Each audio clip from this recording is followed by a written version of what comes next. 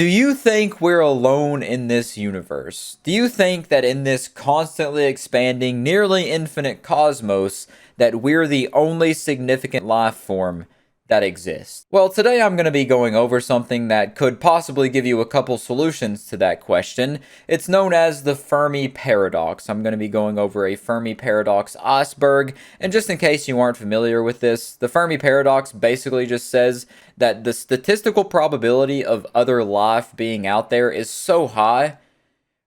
So why haven't we discovered that? Why haven't we found anything that would point to life being there or no life being there? There's just nothing. So the first entry says we haven't been discovered yet. It's pretty self-explanatory. If there was intelligent life out there that are more advanced than us and were able to discover other life forms, they just haven't got around to us yet because there's a lot of space to cover. Our radios aren't advanced enough yet. Another self-explanatory one, it's why it's on the first layer, above the iceberg. Space is too big for communication. Once again, it doesn't even take someone with a peanut-sized brain to understand any of these entries yet. Space, like I said, nearly infinite. It's absolutely incomprehensibly large, baffling. You can't even begin to wrap your head around how large space is.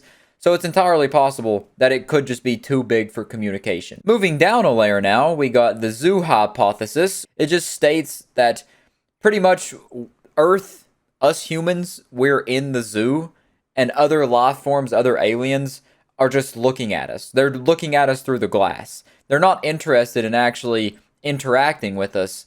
They just want to look at us and study us from a distance like we do to zoo animals. Aliens aren't interested in Earth. This kind of goes hand in hand with the zoo hypothesis, but basically, that entry, I don't need to explain it to you. They're advanced enough, they know that we're here, but they just don't think that we pose a threat or that we're interesting enough to be dealt with. We are the first civilization in the galaxy. Now, this is the first entry that actually gets you thinking, and you're like, wow, maybe I am special. I might be the first of my kind in the galaxy. Stop. Get off your high horse. Hop off there. You're not special. Just because you're first doesn't mean you're special. Government cover-up. I like how it's so large and bolded on the chart. Yeah, it's entirely possible, especially as of late with all those recent UFO things, the whistleblowers and all that's been coming out. This chart was made a while ago. Actually, no, it wasn't. It was made never mind. That's probably what they mean. I thought this was like a couple years ago. That's probably what they're referencing. It could be a government cover-up from what we've seen with the whistleblowers and whatnot, the recovering of the spacecrafts, alien life bodies, alien dead bodies and whatnot. Is possible, yeah. Just assume everything is a government cover-up is what I'm saying. If you don't have a girlfriend yet, just don't think it's because you're pathetic and a loser and whatnot. It's a government cover-up. They're hiding your true love. We are the Sentinelese of the Milky Way. I don't know if I'm saying that word right, but basically, the Sentinelese is that tribe of people who have been uncontacted. I don't know where they are specifically in the world. They're on some remote island, and nobody contacts them. We just let them be.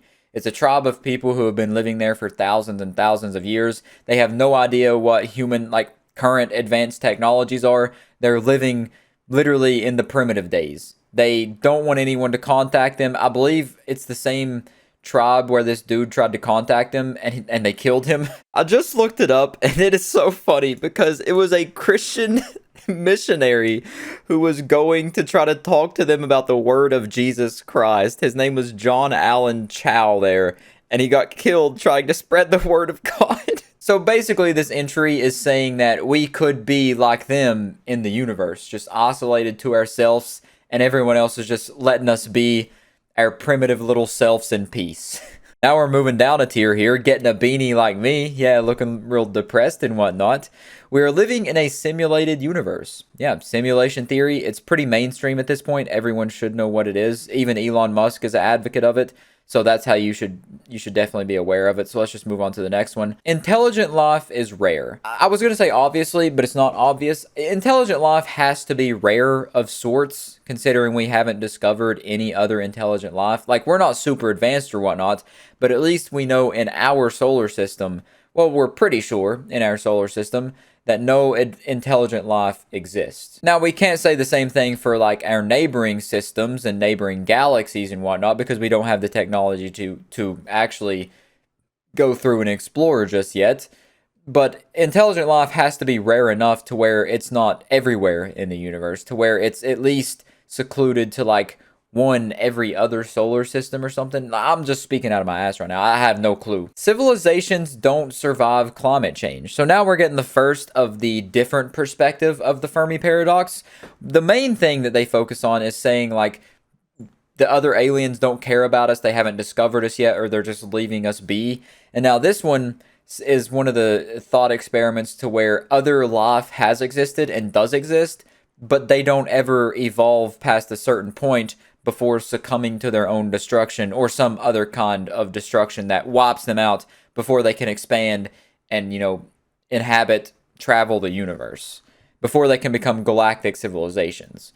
And this one is specifically talking about climate change, which is currently happening on the Earth. You can be a climate change denier if you want, but man, this past week should tell you that something's going up. So something's going on with the climate. It has been so hot, swampy taint every single day, dude. Interstellar exploration is a uniquely human trait.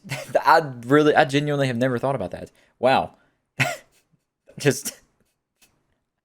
that just absolutely plowed my mind. That thought just had sex with my brain so hard that I'm giving birth to thoughts that I've never had before. Interstellar exploration could just be something that humans have thought up and only humans have thought about. Like other people or other life forms on other planets could have never, this thought could have never popped up in their head. They could be incapable of this thought, just like we could be incapable of some thoughts that they think about. It's, oh my god, it never ends. The rabbit hole never stops. You could go down that forever. The rare earth hypothesis, that one pretty much, explains it in the name.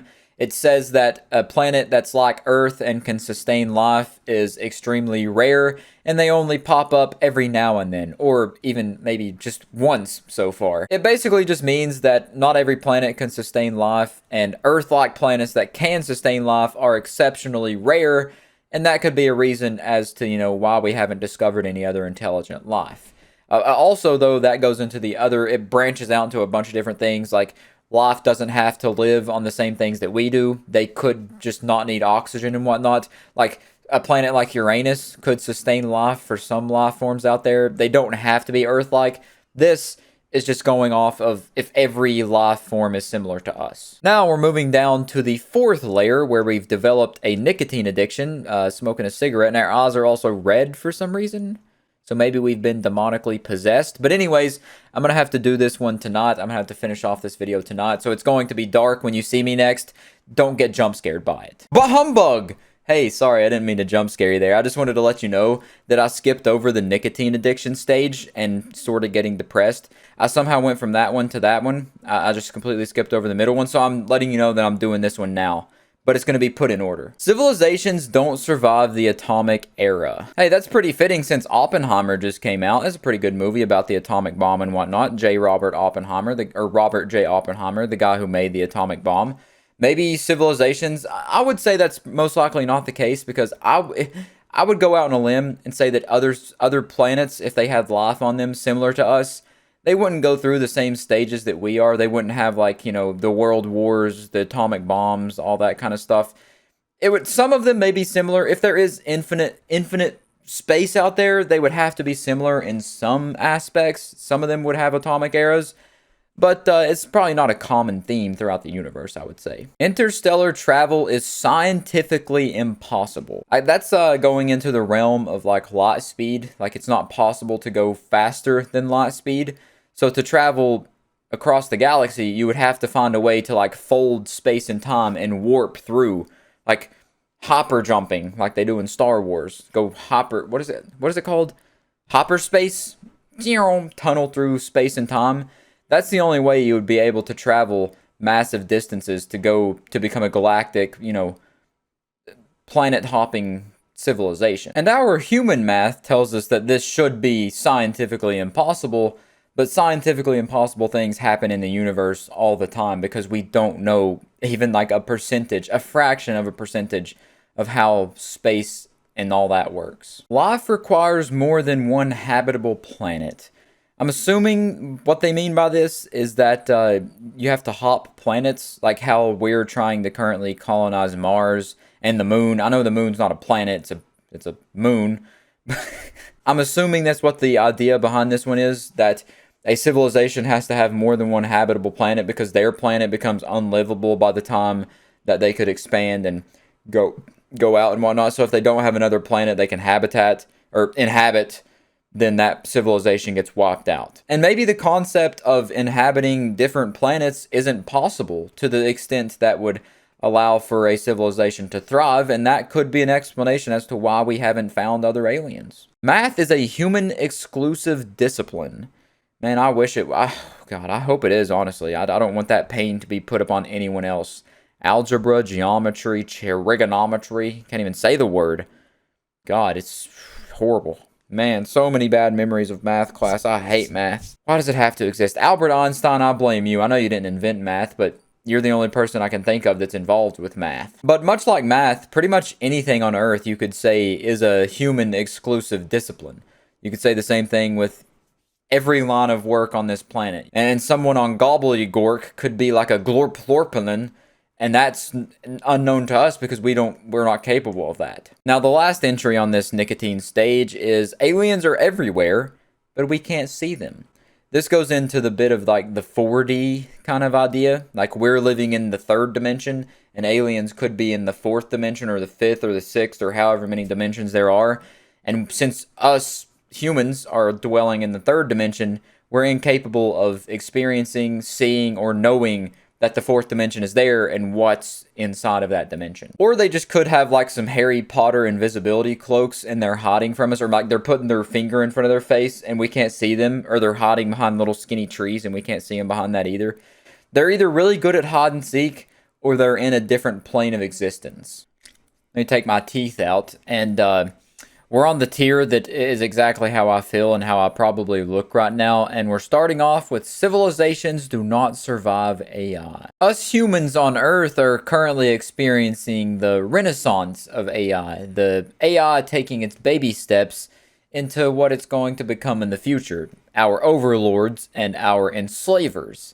So it's definitely entirely possible if other planets, other intelligent life takes a similar path to us, that they do end up developing AI and then AI takes over. They don't survive AI. Could happen to us. Could have happened to other people, other things, other entities. Aliens travel through the universe virtually. I'm assuming they mean this is like a VR headset kind of way. Hook up to the mainframe. Put an Oculus Rift on and you can actually go somewhere but not actually be there. Kind of like, what short story am I thinking of? The Last Question. That's what I was thinking of, where they get to the point in the future where everyone's kind of like, their bodies are in cryostasis being taken care of in like little test tubes. And then their brains are like out in the cosmos interacting and going around and talking and whatnot. Maybe something like that happens where they can just go virtually through the universe. Very cool idea, very neat concept. I think that would be very cool and very fun. We have yet to reach the Great Filter. Now, I pulled up a little visual representation for you to show you. This one might be better, actually, what the Great Filter actually is. You can see on the bottom is the timeline of lifespan of civilizations and whatnot. And this is the Great Filter here, the red line. And to the right, you have civilizations type 1, 2, and 3. And humans, Earth, us Earth civilization, we're not at the Great Filter yet. We haven't reached the Great Filter to become a top 1 civilization or top 2 or top 3. Because a top 1 civilization is a civil, couldn't think of the word I just said, civilization that can use all of the planet's natural resources as energy. It's a planetary civilization. And we, us little critters on this planet, are around like a 0.75 or a 0.74 top civilization. So we've had a couple billion years to evolve and whatnot. And we still aren't even a top 1 civilization. But anyways, they use the Great Filter as saying like, this is the line, this is the thing you have to pass through before you can actually be taken seriously and actually meet other civilizations and hang out and mingle and whatnot. Kind of like the Grand Line in One Piece, It's where stuff gets real. And it's called the Great Filter because it filters out these civilizations before they can reach top 1, 2, 3, and beyond top civilizations. We are the last surviving civilization in the galaxy. That is quite an existential thing to think about. What if a bunch of civilizations existed before us, and then they were all wiped out right before we popped up? What if the universe was teeming with life, and everyone knew it was, everyone was mingling, there was like a galactic hub, everyone was blasting, on their, going on trips on their favorite rocket ships and whatnot, and now we are all alone, like a little tiny note in a bottle in the middle of the ocean. Just nothing but emptiness around us. We're all alone. All right, we're going down to the next to final tier, but I'm feeling exactly like this dude right now, soulless and empty, just a void inside of me. I have to go to sleep. I can't finish this. I can't think. I'm going to finish this video in the morning when it's bright outside again and my brain is actually functioning and there's... my brain is smooth right. I can't even think. This video is making me feel like I'm delving into the depths of madness myself. But anyways, where did we leave off? The laboratory hypothesis. This is an entry I wasn't familiar with whatsoever before making this video, and upon researching it, I've found out that it's pretty much simulation theory in a way. They're saying that we have been made in some alien laboratory and we're being observed by the aliens who created us, and that's why we've never came into contact with them, because we're their test subjects, we're their lab rats. They're conducting experiments. We are their experiment. That's why we see nothing else. Civilizations reset after a certain stage. This is pretty similar to the Great Filter in the sense that at a certain point, civilizations just start over. They can't get past a certain tipping point before the balance resets and everything goes back to zero and they have to start fresh. It's a very interesting thought, a potential like Mars, for example. They say that it used to have water and could have been potentially similar to Earth at one point. What if a civilization millions and millions, maybe billions of years ago was on that planet and then they got wiped out, they got reset, and then Earth developed life itself, and then maybe the cycle will continue, not in our solar system. Maybe the cycle is like that in different solar systems, in different universes.